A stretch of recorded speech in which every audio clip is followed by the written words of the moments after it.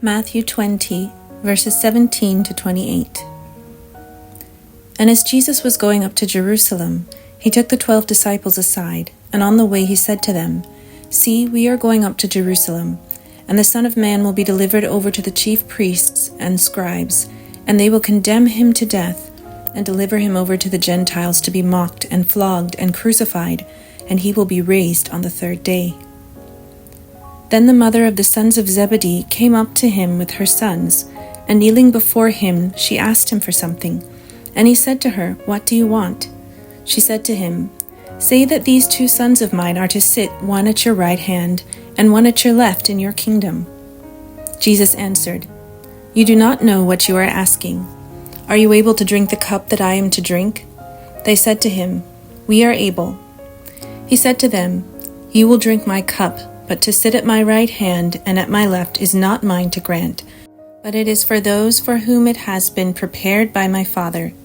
And when the 10 heard it, they were indignant at the 2 brothers. But Jesus called them to him and said, "You know that the rulers of the Gentiles lord it over them, and their great ones exercise authority over them. It shall not be so among you, but whoever would be great among you must be your servant, and whoever would be first among you must be your slave, even as the Son of Man came not to be served, but to serve, and to give his life as a ransom for many." Mark 10, verses 32 to 45. And they were on the road going up to Jerusalem, and Jesus was walking ahead of them. And they were amazed, and those who followed were afraid. And taking the 12 again, he began to tell them what was to happen to him, saying, "See, we are going up to Jerusalem, and the Son of Man will be delivered over to the chief priests and the scribes, and they will condemn him to death and deliver him over to the Gentiles. And they will mock him and spit on him and flog him and kill him. And after 3 days he will rise." And James and John, the sons of Zebedee, came up to him and said to him, "Teacher, we want you to do for us whatever we ask of you." And he said to them, "What do you want me to do for you?" And they said to him, "Grant us to sit one at your right hand and one at your left hand in your glory." Jesus said to them, "You do not know what you are asking. Are you able to drink the cup that I drink, or to be baptized with the baptism with which I am baptized?" And they said to him, "We are able." And Jesus said to them, "The cup that I drink you will drink, and with the baptism with which I am baptized you will be baptized. But to sit at my right hand or at my left is not mine to grant, but it is for those for whom it has been prepared." And when the 10 heard it, they began to be indignant at James and John. And Jesus called them to him and said to them, "You know that those who are considered rulers of the Gentiles lord it over them, and their great ones exercise authority over them. But it shall not be so among you. But whoever would be great among you must be your servant, and whoever would be first among you must be slave of all. For even the Son of Man came not to be served, but to serve, and to give his life as a ransom for many." Luke 18, verses 31 to 34. And taking the 12, he said to them, "See, we are going up to Jerusalem, and everything that is written about the Son of Man by the prophets will be accomplished. For he will be delivered over to the Gentiles, and will be mocked, and shamefully treated, and spit upon. And after flogging him, they will kill him, and on the third day he will rise." But they understood none of these things. This saying was hidden from them, and they did not grasp what was said. Matthew 20, verses 29 to 34. And as they went out of Jericho, a great crowd followed him. And behold, there were 2 blind men sitting by the roadside. And when they heard that Jesus was passing by, they cried out, "Lord, have mercy on us, Son of David." The crowd rebuked them, telling them to be silent. But they cried out all the more, "Lord, have mercy on us, Son of David." And stopping, Jesus called them and said, "What do you want me to do for you?" They said to him, "Lord, let our eyes be opened." And Jesus in pity touched their eyes, and immediately they received their sight and followed him. Luke 18, verses 35 to 43. As he drew near to Jericho, a blind man was sitting by the roadside begging, and hearing a crowd going by, he inquired what this meant. They told him, "Jesus of Nazareth is passing by." And he cried out, "Jesus, Son of David, have mercy on me." And those who were in front rebuked him, telling him to be silent. But he cried out all the more, "Son of David, have mercy on me." And Jesus stopped and commanded him to be brought to him. And when he came near, he asked him, "What do you want me to do for you?" He said, "Lord, let me receive my sight." And Jesus said to him, "Recover your sight, your faith has made you well." And immediately he recovered his sight, and followed him, glorifying God. And all the people, when they saw it, gave praise to God. Luke 19, verses 1 to 27. He entered Jericho and was passing through, and behold, there was a man named Zacchaeus.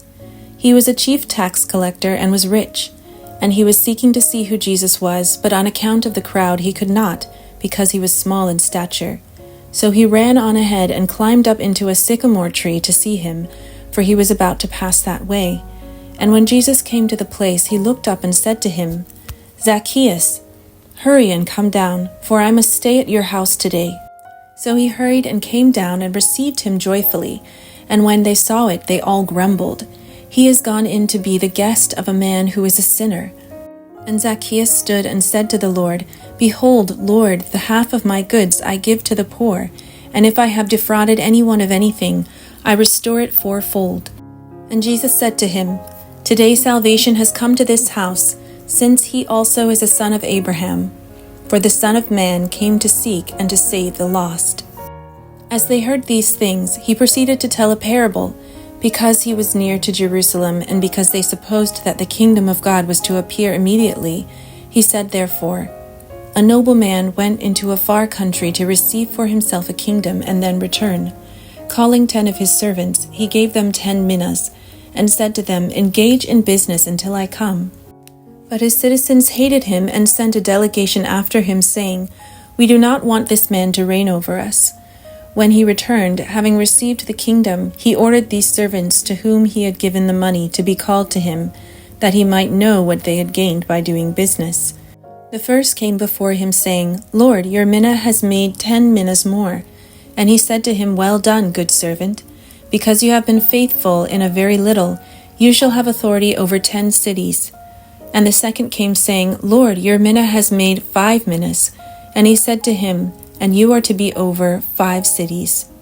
Then another came, saying, 'Lord, here is your mina, which I kept laid away in a handkerchief, for I was afraid of you, because you are a severe man. You take what you did not deposit, and reap what you did not sow.' He said to him, 'I will condemn you with your own words, you wicked servant. You knew that I was a severe man, taking what I did not deposit, and reaping what I did not sow. Why then did you not put my money in the bank, and at my coming I might have collected it with interest?' And he said to those who stood by, 'Take the mina from him, and give it to the one who has the 10 minas.' And they said to him, 'Lord, he has 10 minas.' I tell you that to everyone who has, more will be given, but from the one who has not, even what he has will be taken away.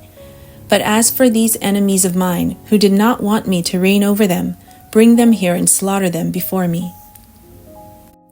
Mark 10, verses 46 to 52. And they came to Jericho, and as he was leaving Jericho with his disciples and a great crowd, Bartimaeus, a blind beggar, the son of Timaeus, was sitting by the roadside. And when he heard that it was Jesus of Nazareth, he began to cry out and say, "Jesus, Son of David, have mercy on me." And many rebuked him, telling him to be silent. But he cried out all the more, "Son of David, have mercy on me." And Jesus stopped and said, "Call him." And they called the blind man, saying to him, "Take heart, get up, he is calling you." And throwing off his cloak, he sprang up and came to Jesus. And Jesus said to him, "What do you want me to do for you?" And the blind man said to him, "Rabbi, let me recover my sight." And Jesus said to him, "Go your way, your faith has made you well." And immediately he recovered his sight and followed him on the way. John 12, verses 1 to 11. 6 days before the Passover, Jesus therefore came to Bethany, where Lazarus was, whom Jesus had raised from the dead. So they gave a dinner for him there. Martha served, and Lazarus was one of those reclining with him at table. Mary therefore took a pound of expensive ointment made from pure nard, and anointed the feet of Jesus and wiped his feet with her hair. The house was filled with the fragrance of the perfume. But Judas Iscariot, one of his disciples, he who was about to betray him, said, "Why was this ointment not sold for 300 denarii and given to the poor?" He said this not because he cared about the poor, but because he was a thief, and having charge of the money bag, he used to help himself to what was put into it. Jesus said, "Leave her alone, so that she may keep it for the day of my burial. For the poor you always have with you, but you do not always have me." When the large crowd of the Jews learned that Jesus was there, they came not only on account of him, but also to see Lazarus, whom he had raised from the dead. So the chief priests made plans to put Lazarus to death as well, because on account of him many of the Jews were going away and believing in Jesus. Matthew 26, verses 6 to 13. Now when Jesus was at Bethany in the house of Simon the leper, a woman came up to him with an alabaster flask of very expensive ointment, and she poured it on his head as he reclined at table. And when the disciples saw it, they were indignant, saying, "Why this waste? For this could have been sold for a large sum and given to the poor." But Jesus, aware of this, said to them, "Why do you trouble the woman? For she has done a beautiful thing to me. For you always have the poor with you, but you will not always have me. In pouring this ointment on my body, she has done it to prepare me for burial. Truly I say to you, wherever this gospel is proclaimed in the whole world, what she has done will also be told in memory of her." Mark 14, verses 3 to 9.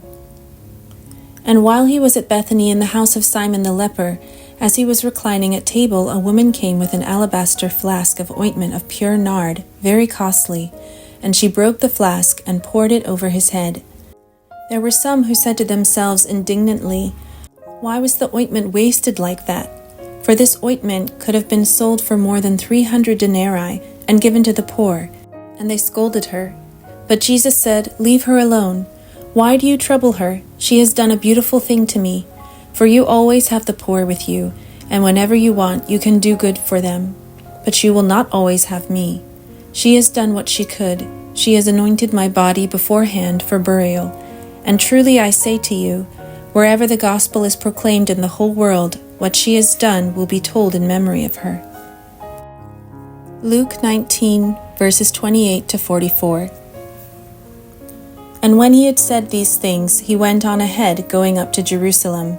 When he drew near to Bethphage and Bethany, at the mount that is called Olivet, he sent 2 of his disciples, saying, "Go into the village in front of you, where on entering you will find a colt tied, on which no one has ever yet sat. Untie it and bring it here. If anyone asks you, 'Why are you untying it?' you shall say this, 'The Lord has need of it.'" So those who were sent went away and found it just as he had told them. And as they were untying the colt, its owners said to them, "Why are you untying the colt?" And they said, "The Lord has need of it." And they brought it to Jesus, and throwing their cloaks on the colt, they set Jesus on it. And as he rode along, they spread their cloaks on the road. And as he was drawing near, already on the way down the Mount of Olives, the whole multitude of his disciples began to rejoice and praise God with a loud voice for all the mighty works that they had seen, saying, "Blessed is the King who comes in the name of the Lord, peace in heaven and glory in the highest." And some of the Pharisees and the crowd said to him, "Teacher, rebuke your disciples." He answered, "I tell you, if these were silent, the very stones would cry out." And when he drew near and saw the city, he wept over it, saying, "Would that you, even you, had known on this day the things that make for peace, but now they are hidden from your eyes. For the days will come upon you when your enemies will set up a barricade around you and surround you and hem you in on every side and tear you down to the ground, you and your children within you, and they will not leave one stone upon another in you, because you did not know the time of your visitation." Mark 11, verses 1 to 11. Now when they drew near to Jerusalem, to Bethphage and Bethany at the Mount of Olives, Jesus sent 2 of his disciples and said to them, "Go into the village in front of you, and immediately as you enter it, you will find a colt tied, on which no one has ever sat. Untie it and bring it. If anyone says to you, 'Why are you doing this?' say, 'The Lord has need of it, and will send it back here immediately.'" And they went away and found a colt tied at a door outside in the street, and they untied it.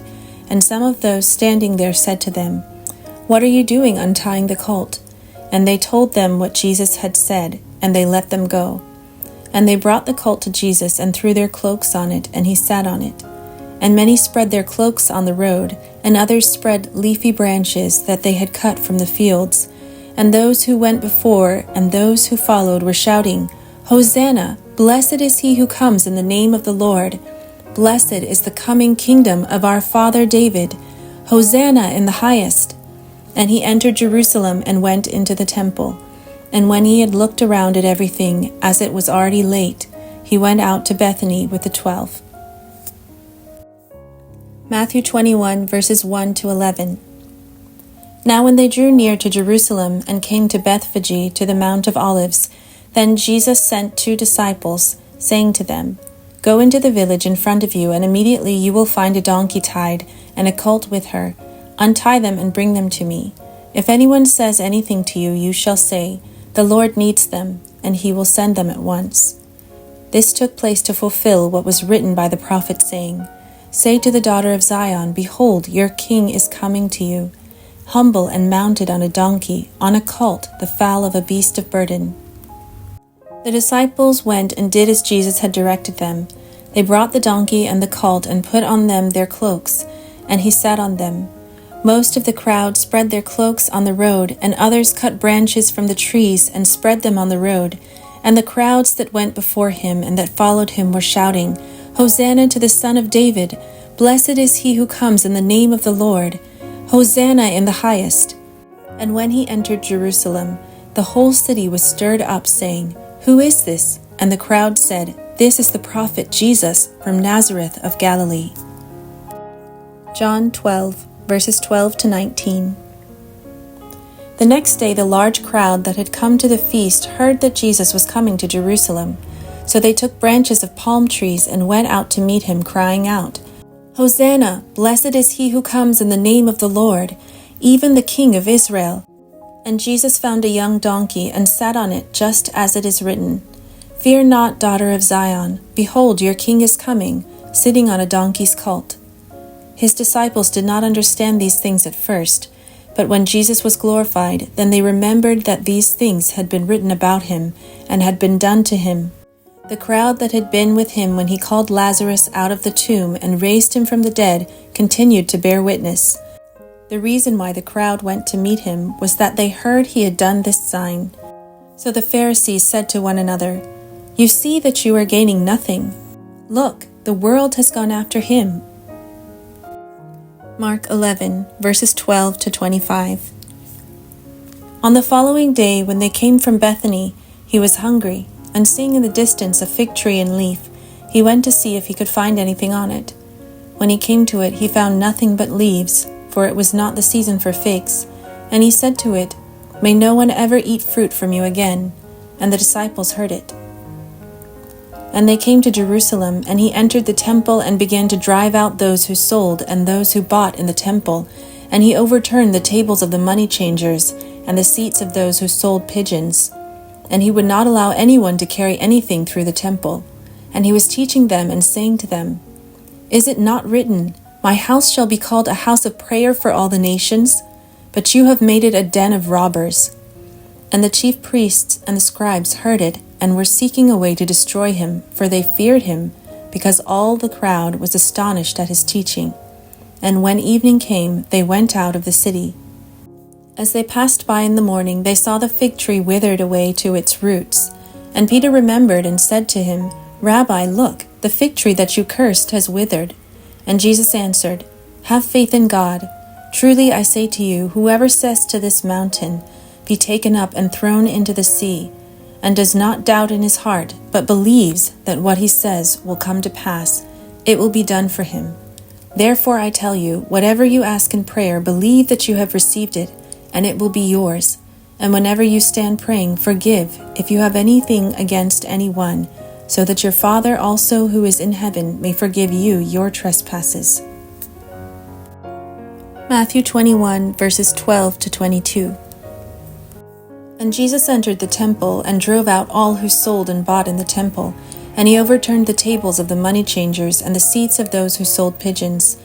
He said to them, "It is written, 'My house shall be called a house of prayer,' but you made it a den of robbers." And the blind and the lame came to him in the temple, and he healed them.